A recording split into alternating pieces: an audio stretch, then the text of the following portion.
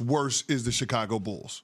So, I mean, we've already spent more time than I wanted to spend talking about those two teams because they really don't deserve it, and those franchises surely haven't been able to figure it out. Okay. Those are shiftless, directionless franchises. Look at you. That are completely moribund, and again, we don't need to spend more time talking about them. The question now becomes, with those two teams that won last night, the Dallas Mavs and the Miami Heat, do we expect those teams to be able to actually punch their ticket and get into the postseason? Well, now you get interesting because Miami's about to take on the Atlanta Hawks. Yeah. And talk about star-crossed people. An underdog, again, by the way, which really doesn't make a lot of sense to me either. Based on what I saw from the Atlanta Hawks against the Orlando Magic, how are the Miami Heat another? It doesn't make a whole lot of sense. See, here's the deal with that whole thing, what you just said. That's Las Vegas's way, or even ESPN Bet's way of saying, bzzz, how many suckers can we get to go on that side when it comes to taking a team? Because I'm not trusting the Atlanta Hawks at all. There's no way I'm trusting that basketball team in a one-and-done situation because I saw what that looked like against Orlando. Yeah. And now you got a Miami Heat team coming in thinking, man, we know you can't beat us in a playoff situation. One way or another, you guys will self-destruct. I don't feel that way about Dallas and Memphis. It wouldn't surprise me if Dallas beats Memphis. It would not because here's why it would not surprise me. Okay. Not saying they're going to have a Klay Thompson turn back the clock moment again. But you saw it last night in the second quarter. Like I said. You saw it last night. Klay gave him 16 in the second quarter, 4 from 3. You got it last night. Yeah, those are one-time options right there. Okay. So you can go to the store the next day. You're saying that's a one-off. Right. We can't assign on Friday. Okay. No, but I can assign it to Jason Kidd being a proven. You talk about proven playoff coaches, like you mentioned Eric Spoelstra of Miami. Yeah. I've seen what Jason Kidd has done as a playoff basketball coach with the Dallas Mavericks. Yeah. I'll trust that in more than one of those situations. Over Thomas Isolo. Oh, yeah, or whoever he is. I'm sure the Isolo family has lovely family reunions whenever that happens in the summertime. But also Ja Morant being injured, you don't know what that's going to look like tomorrow. So I could see Dallas winning that game. I for damn sure can see Miami doing the same thing to an Atlanta team, which Trae Young decided to go off the rails and whatever that is. They have a talented team. Wanted to get showered up, get ready to go. I guess so. Wanted to put the hair gel in or something, I guess. Wanted to get ready to go. I guess, but I mean, Tyler Hero's not going to get you 38 tomorrow, but he won't have to. Yeah. Because Eric Spoelstra knows how to deploy guys that understand what the playoff heat culture mentality is going to be. And if you're Miami, now you're going to be potentially the 8th seed. That's not going to be an easy series for the Cleveland Cavaliers with Eric Spoelstra on one side. And if the Dallas Mavericks win and able to find a way against the Memphis Grizzlies, they're not beating the Oklahoma City Thunder, but they're going to make them sweat a little bit. Yeah. So it's not going to be an easy series, even though I don't believe those 8th seeds in Miami and Dallas are going to find a way to get to the second round of the NBA playoffs. No, because you've got a date with the Oklahoma City Thunder and you got a date with the Cleveland Cavaliers. The two best teams in their respective conferences, the two best records in the entire NBA. So, no, I don't expect that the Dallas Mavs are going to find a way to go on a deep playoff run. I don't think they're going to make it a long series with the Oklahoma City Thunder. And I get it. People will point to the regular season record and say, oh, the Mavs were 3-1 against OKC. But the last time those two teams played was in January. Thank you. So that was before the Luka Doncic trade, before a lot of different things happened, the Kyrie Irving injury, so on and so forth. This is a different Mavs team, and they just, quite frankly, don't have the firepower to threaten OKC. I don't think the Memphis Grizzlies have what it takes to threaten the Oklahoma City Thunder.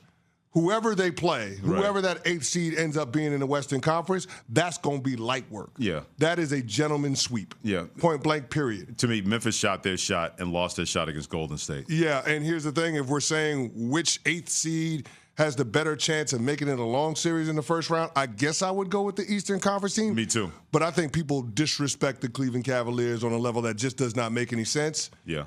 And that team is outright dominant as well. And I don't think either one of those teams, whether it's Miami or the Atlanta Hawks, match up particularly well. He's Chris Canty and Freddie Coleman, part of Unsportsmanlike on ESPN Radio, the ESPN app, and ESPN2, presented by Progressive Insurance. Progressive protects your home, auto, boat, motorcycle, and RV, and could save you money. Do yourself a favor and visit Progressive.com.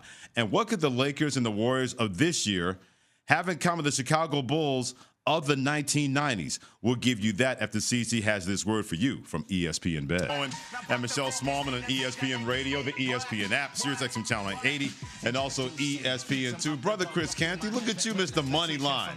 Letting everybody know what time it was, and it worked out last night for you and the Miami Heat. Oh, for sure. But again, it was a can't lose. Either way, we were going to win, right? Because if the Miami Heat win, we make money.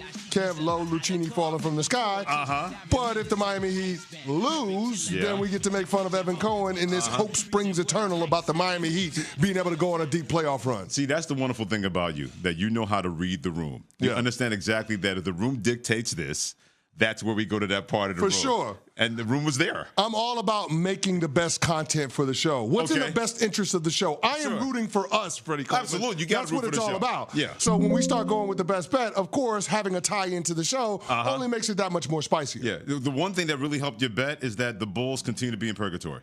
That's just how that goes. But that's crazy, though, because the Bulls were playing great ball to end the season. They had won 6 of their final 7 games. They were building all of this momentum. And it just reminds you that it's hard to trust what you see from the teams that are at the bottom of the conference standings at the end of the season. It's hard to believe that it's something substantive.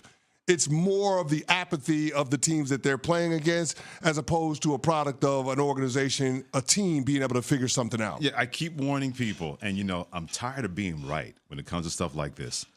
Do not allow past events in the regular season to influence exactly what's going to happen in a playoff situation. Yes. Because plenty of people said when it came to the Dallas Mavericks, oh, that poor organization, Nico Harrison, general manager, boo, boo, you guys are going to be out of there. Hey, the Chicago Bulls, get rid of Tyler Hero and the Miami Heat. You guys are playing so well. And what happened last night? Yeah, the Chicago Bulls, they laid an egg at home. And then the Sacramento Kings said, I'll see your egg and give you a goose egg and raise a bigger egg at home. So this is from Professor Coleman. Do not let events in the regular season influence your playoff mindset, because playoff basketball, playoff sports is far more intensive, is a lot different than what you saw no matter in the regular season or at the end of the regular season. Yeah, but then you also got to take into account the coaching disparity, right?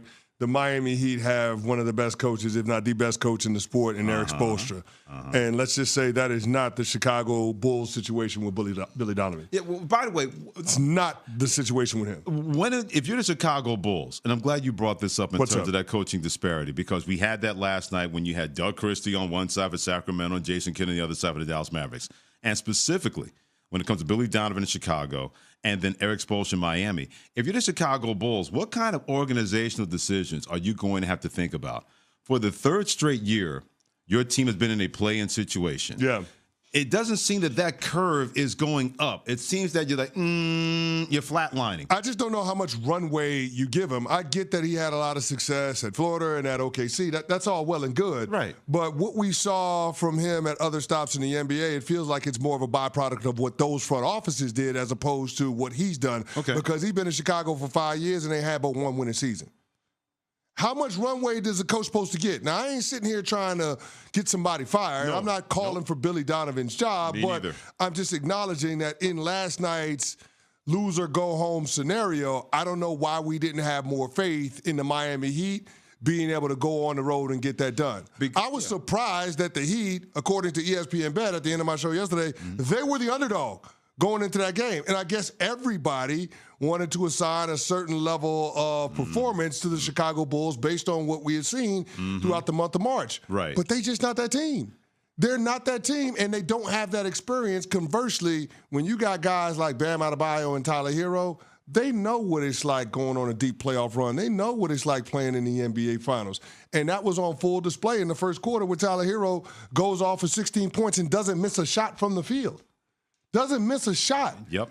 They were absolutely dialed in, and then they were connected on the defensive end of the court. They had 18 turnovers that generated 26 points for the Miami Heat. Tyler Hero, of his 39 points, 20 of that came in the paint. Yeah. They understand what playoff basketball is all about, and you had a group in the Chicago Bulls led by Kobe White that just doesn't get it. Yeah, no doubt. Chris Canty, Freddie coming together on Sportsmanlike, presented by Progressive Insurance on ESPN Radio, the ESPN app, as well as SiriusXM Channel 80 and ESPN2. Everything you said is spot on involving the Chicago Bulls. Everything that you said is spot on with the Miami Heat. Here's the deal if you're an organization, because think about this, the Chicago Bulls. They have not been that same team.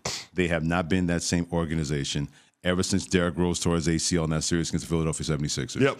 When they left him in the ball game, they're up by 20-plus points, less than 3 minutes to play. And I remember watching that game, and that Saturday afternoon, I'm thinking, why is he still in that ball game when that issue is no longer in doubt? And then he tore his ACL, and that organization has never, ever recovered. That has been kind of like their 28-3 involving the Atlanta Falcons. That has been along the lines of the New York Jets having a 10-0 lead in the AFC Championship game against the Denver Broncos, and then the Broncos win, and the Jets never recovered after that as well. Certain things can happen in an organization that can lead to, okay, why do they keep doing the same things over and over and over again, meaning not making the best decisions? That's where the Bulls are. That's where the Sacramento Kings are. Dallas has not made great decisions either. I mean, come on. We know about the whole Luka Doncic trade, and Nico hasn't taken all the smoke.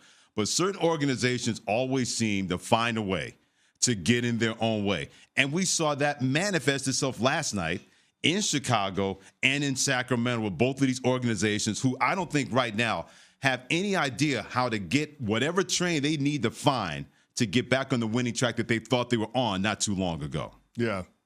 Yeah, I don't know either.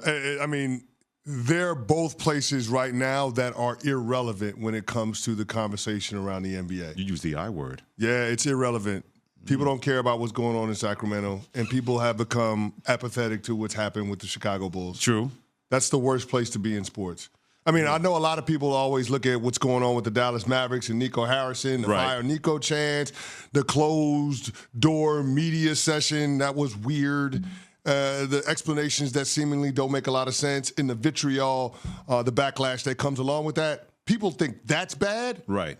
What's worse is the Sacramento Kings.